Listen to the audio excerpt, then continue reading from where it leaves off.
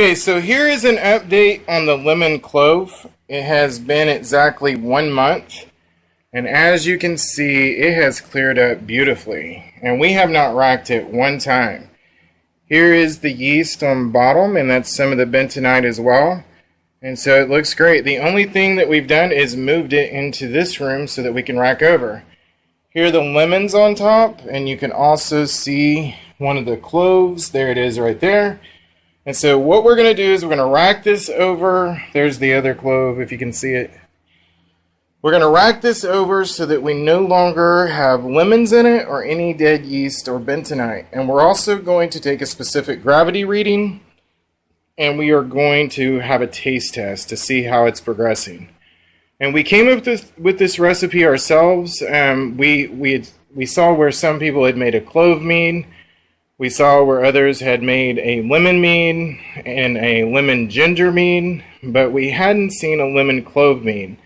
And we really liked both of those flavors, so we wanted to give it a shot.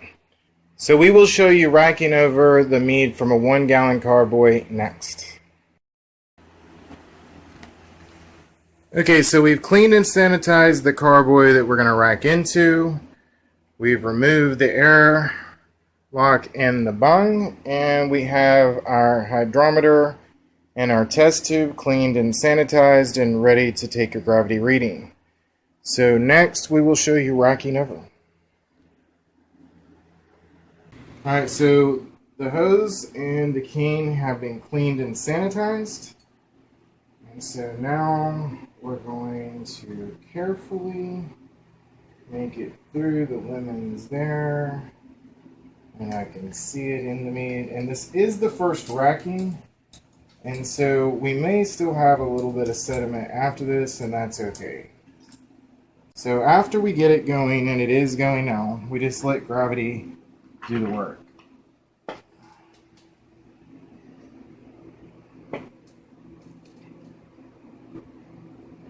So I can see the racking cane inside of the mead because it's so clear.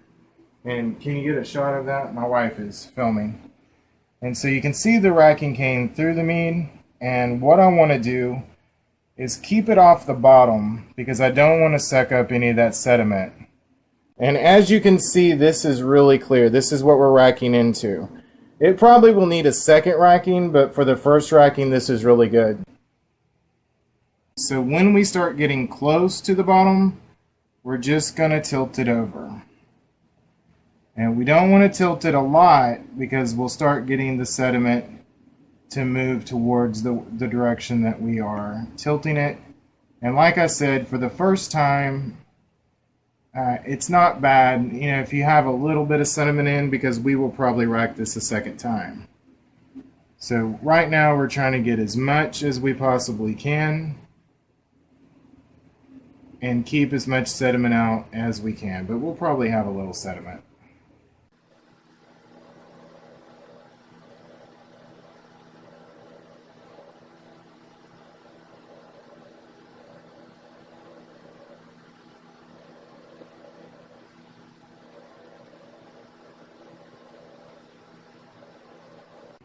Yeah, so that's really good. As you can see, we left behind almost no mead whatsoever. So that was a really good racking. And so we're really happy with that. And as you can see, the mead that we racked over is really, really yellow. So that looks great. So next what we're going to do is we're going to have a specific gravity reading, and we're also going to have a taste testing. Okay, so again, you can see what was left behind. This is the dead yeast and the lemon and the clove. And so we don't want any of that in our finished product. And as you can see, this is the mead after the first racking, and it looks great. Has a yellow tint from the lemon, and it looks beautiful. And this is the first racking. This is the 1-gallon mark here, and so we did lose a little from the racking, and we'll probably lose a little more in the second racking. It won't be a lot. So from the looks of this, we'll probably get 3 bottles out of this one, maybe 3.5. If this is a really good mead, then we'll end up making a 5-gallon batch. But this is a test batch, and these little 1 gallons are great for that. We're about to take a gravity reading, and we will also have a taste test. And we will show you that next. Okay, so we're going to take a specific gravity reading. So we have the baster already decompressed when we put it in the mead. As I pull it out, I'm going to turn it upside down and then put the mead in the test tube. And as you can see, the hygrometer is already in the test tube. And so that way we know when we have enough mead. Okay. So we've been really fortunate. No mead has leaked out. And so that's great. Okay, this should be the last amount that we have to take out for the specific gravity reading. Okay, so we now have enough. And I'll put the turkey baster back in the one step cleaner. Look how clear that is already. I mean, it's just incredible. Get a close up. It's just really incredible how clear that is already. And as you can see, it's not quite at 1, so it probably has just a little further to go before fermentation is over. We were still getting a little bit of a bubble. And so right now that is at 1.00, and it looks like 3. Let me have another look. Yeah, so that's at 1.003. So it's just going to have a little more time to go and everything will be great. But just look at the clarity on it already. It's really, really good. Okay, so next, my wife and I are going to have a taste test of this mead, and we're excited. It's the first time that we've tasted it. And again, we are racking this over for the first time at 1 month, at the 1 month mark. And so we are excited to see how it tastes. And we will do that next.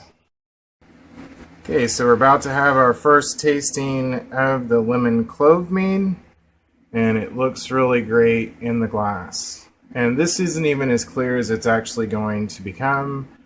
With the second racking, it's going to really, really clear up. But now we're going to taste test. All right, so my wife's going first.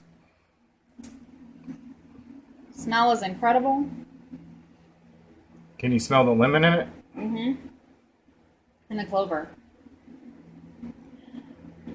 I'm unsure about that. I like it, but I'm unsure about it right now.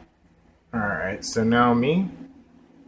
Wow, the lemon smell is really, really strong. It smells great. Smell the clove too. Yeah, I'm sure of that. That is awesome. So my wife is so-so on it, right? Right. On a scale of 1 to 10, what would you rate it right now? An 8. And I would rate that like a 9. I think it's really, really good. The lemon really, really comes through. And so I like it. I know that with just a little bit of age, it's going to get even better. Mead is always like that, you know, as well as grape wine. So it is going to get better with time. And I'm pretty sure right now I would want to do a 5-gallon batch. That, of course, my wife isn't completely convinced yet, I don't think. But it is good. I really like it. If you like lemon and if you like clove, it is really good. What do you think? Do you think it's going to get better? You think you'll like it more later? I think I'll like it more later because I liked our lime mead that we made. I liked it after about 6 months. In the beginning, I didn't like it. So this one I think I'm going to like after some time. Yeah, so we made a lime mead. My wife liked it after age 6 months. She didn't like it when it first finished, and so for her it'll probably be the same way with the lemon. But for me, I like this one a lot right now. And so we're excited about it. This is what it looks like right now, and that's after the first racking. So as you can see, all the lemon has been racked off and the clove and all of the dead yeast. And so now we'll give it about another week to finish up again, and we'll have more sediment at the bottom. We'll rack it off one more time to clear it up really, really nice, and then we'll degas and add potassium sorbate, potassium metabisulfite. So if you like lemon, you'll really like this recipe. And I'm going to keep trying to convince my wife that 5 gallons 5 gallons of this recipe is a good idea. Okay, so that's it for now.